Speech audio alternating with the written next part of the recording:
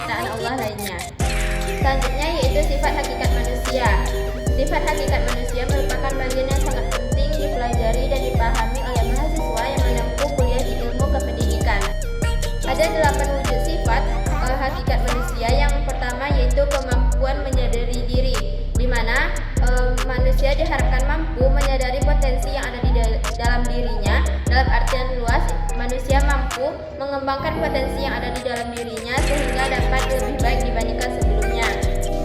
Yang kedua yaitu kemampuan bereksistensi, di mana hal ini menyatakan bahwa manusia itu ada dan mengetahui apa yang ada di luar dirinya. Dengan kata lain, manusia mampu mengatur ego yang ada di dalam dirinya.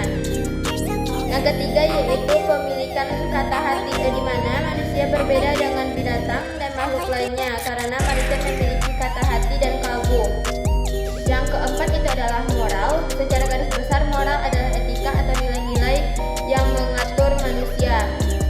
Nilai sendiri terbagi menjadi dua, yaitu nilai dasar yang bersifat universal serta nilai yang bersifat instrumental, yang dimana hal ini lebih menekankan kepada cara atau hal yang nampak dalam keumuman nilai dasar. Selanjutnya yaitu kemampuan bertanggung jawab. Dalam hal ini manusia dibagi menjadi 3 tanggung jawab. Yang pertama tanggung jawab kepada dirinya sendiri, yang kedua tanggung jawab kepada masyarakat, serta yang ketiga tanggung jawab kepada Tuhan Yang Maha Esa. Yang keenam yaitu rasa kebebasan. Kebebasan di sini bukan berarti terlepas dari semua tanggung jawab serta tuntutan kehidupan pada umumnya. Namun, bebas di sini adalah bebas yang dibatasi oleh rasa. Rasa kebebasan itu harus sesuai dengan norma dan kodrat manusia. Selanjutnya yaitu kesediaan melaksanakan kewajiban dan sadar akan hak. Hak dan kewajiban merupakan sesuatu yang merupakan sebagai sebab akibat. Namun, pada zaman sekarang manusia lebih cenderung meminta hak namun lalai terhadap kewajibannya. Yang terakhir yaitu kemampuan menghayati kebahagiaan. Puncak dari sifat hakikat kemanusiaan yaitu menghayati kebahagiaan, di mana manusia mampu menyeimbangkan antara pengalaman yang bahagia dengan pengalaman yang pahit, sehingga manusia akan dengan lapang dada menerima semua hal yang terjadi. Yang materi selanjutnya yaitu dimensi-dimensi hakikat manusia. Ada 3 dimensi hakikat manusia. Yang pertama yaitu keindividualan, yang kedua kesosialan, dan yang ketiga keberagaman.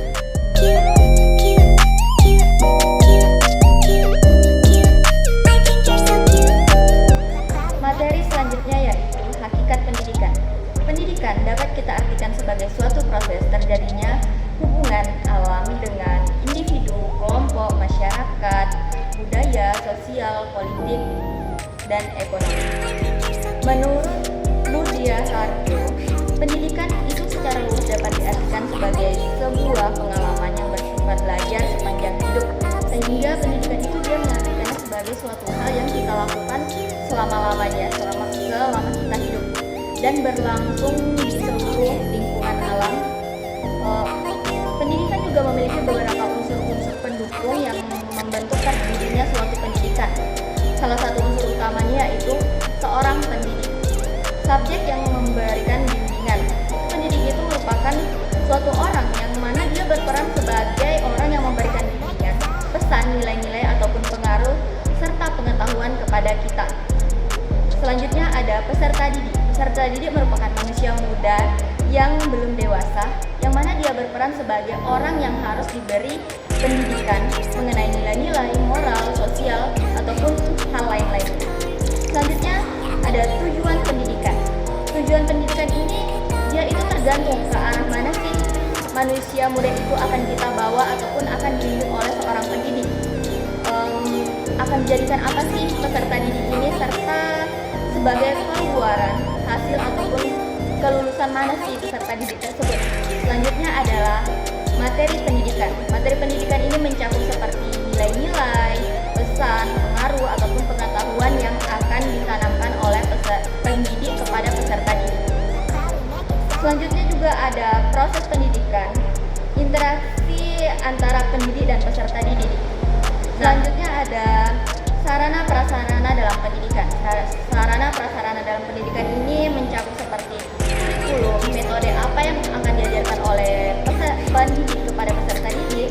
model pembelajaran seperti apa, pendekatan seperti apa, media, pusat sumber belajar yang dimanfaatkan, ataupun instrumental input.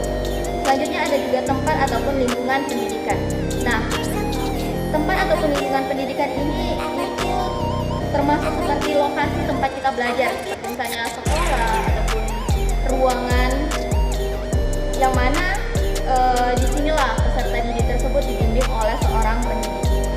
Selanjutnya, dalam pendidikan itu, dia memiliki beberapa fungsi, seperti pendidik sebagai proses transformasi budaya, merupakan suatu kegiatan pewarisan budaya dari satu generasi ke generasi yang lainnya.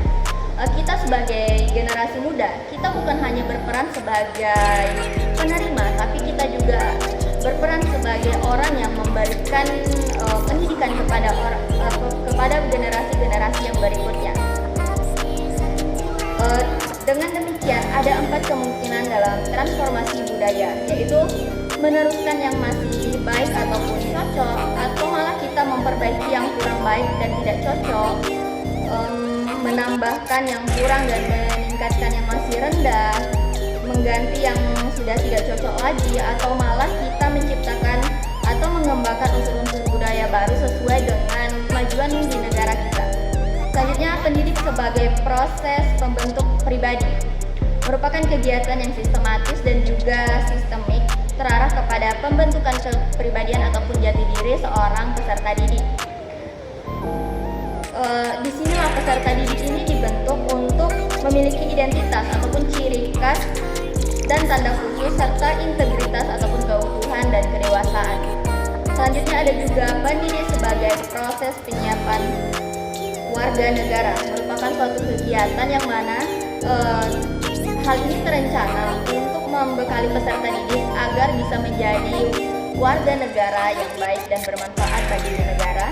Selanjutnya, pendidik sebagai proses penyiapan tenaga kerja, merupakan suatu kegiatan membimbing peserta didik untuk membentuk dia dan memberikan bekal terhadap peserta didik tersebut agar ketika dia sudah lulus dari tingkatan ataupun jenjang sekolahnya, dia sudah siap untuk bekerja karena dia sudah memiliki bekal seperti pembentukan pengetahuan yang mencakup kognitif, pemikiran, rasional, ingatan, intelektual, dan sebagainya.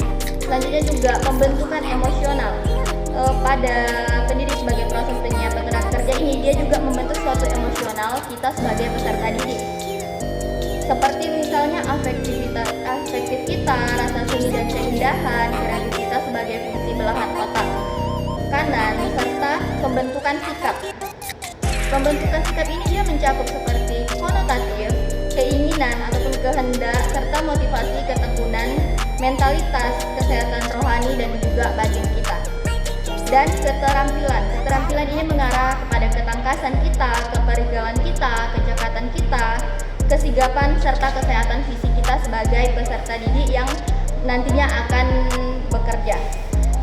Dari beberapa fungsi pendidikan tersebut dapat disimpulkan bahwasanya pendidikan tidak hanya ditujukan kepada persiapan di masa yang akan mendatang, tetapi juga untuk membentuk pola sikap dan tingkah laku masa kini dan berlangsung sepanjang hidup.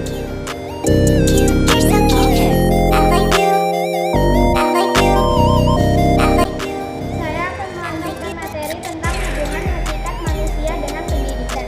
Jadi manusia itu adalah individu yang memerlukan pendidikan layak, karena pendidikanlah yang membedakan manusia dengan makhluk lainnya. Pendidikan merupakan salah satu bentuk kebudayaan yang berkembang dari satu zaman ke zaman lainnya. Manusia yang baik adalah manusia yang selalu melestarikan kebudayaan. Pendidikan hanya dapat dilakukan oleh makhluk yang berbudaya yang menghasilkan nilai kebudayaan, yaitu manusia. Pendidikan selalu berubah sesuai perkembangan kebudayaan, karena pendidikan merupakan proses transfer kebudayaan dan sebagai cermin nilai-nilai kebudayaan. Pendidikan juga bersifat progresif, yaitu yang selalu mengalami perubahan perkembangan sesuai tuntutan perkembangan